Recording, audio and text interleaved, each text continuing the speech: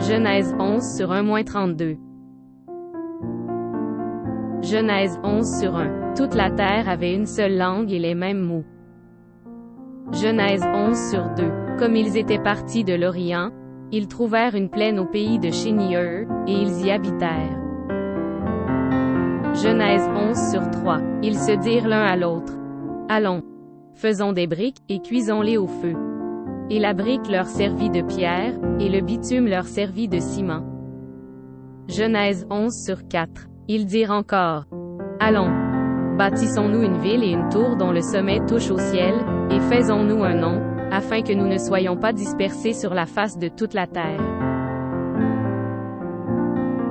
Genèse 11 sur 5. L'Éternel descendit pour voir la ville et la tour que bâtissaient les fils des hommes.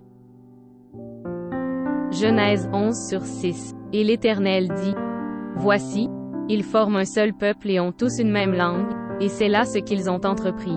Maintenant rien ne les empêcherait de faire tout ce qu'ils auraient projeté. Genèse 11 sur 7. Allons, descendons, et là confondons leur langage, afin qu'ils n'entendent plus la langue, les uns des autres. Genèse 11 sur 8. Et l'Éternel les dispersa loin de là sur la face de toute la terre, et ils cessèrent de bâtir la ville. Genèse 11 sur 9. C'est pourquoi on l'appela du nom de Babel, car c'est là que l'Éternel confondit le langage de toute la terre, et c'est de là que l'Éternel les dispersa sur la face de toute la terre. Genèse 11h10. Voici la postérité de Sem. Sem, âgé de 100 ans, engendra Arpachshad, 2 ans après le déluge. Genèse 11h11. Sem vécut, après la naissance d'Arpachshad, 500 ans, et il engendra des fils et des filles.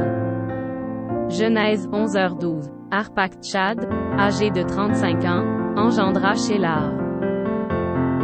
Genèse 11h13. Arpachshad vécut, après la naissance de Shélar, 403 ans, et il engendra des fils et des filles. Genèse 11h14. Shélar, âgé de 30 ans, engendra Héber.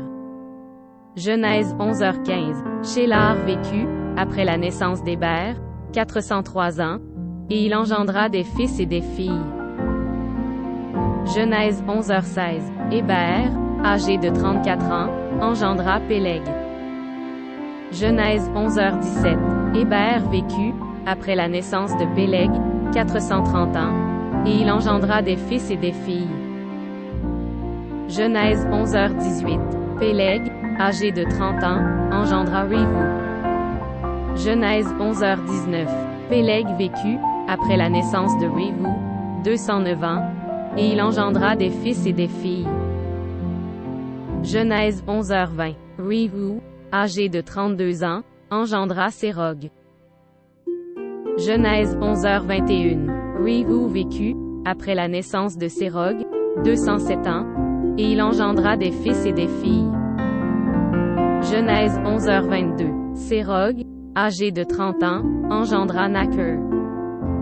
Genèse 11h23. Sérog vécut, après la naissance de Naker, 200 ans, et il engendra des fils et des filles.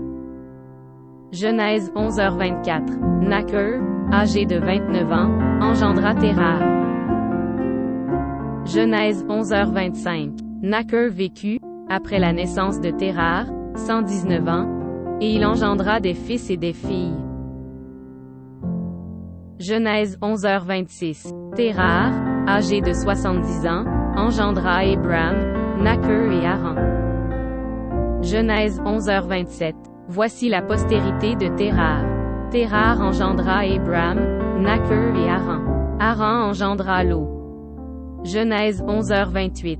Et Haran mourut en présence de Térar, son père, au pays de sa naissance, à Ur en Chaldée. Genèse 11h29. Abram et Naker prirent des femmes.